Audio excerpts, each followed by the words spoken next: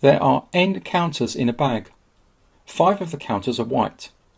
Terence is to select at random without replacement 2 counters from the bag. Given that the probability of both being white is 2 over 3, find n.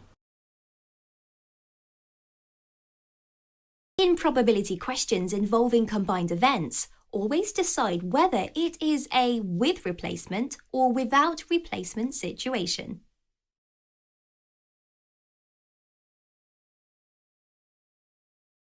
Now this is a without replacement situation.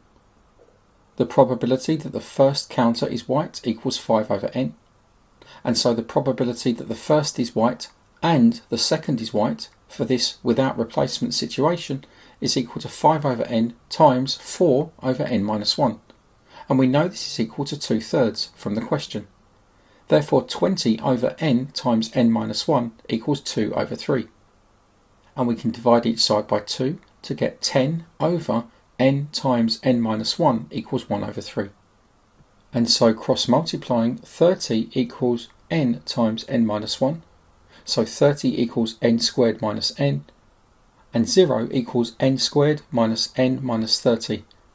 And this is a quadratic in n that we can factorise, so 0 equals n minus 6 times n plus 5. Now ordinarily this would have two solutions, n equals 6 and n equals negative 5. But n represents the number of counters in a bag, so we reject n equals minus 5 and accept n equals 6. So n equals 6 is the correct answer. In fact, you may have noticed that n must equal 6 because 6 times 5 equals 30. So if you refer back to the expression 30 equals n times n minus 1, this is like asking for a product of numbers which make 30, and one of them is one larger than the other.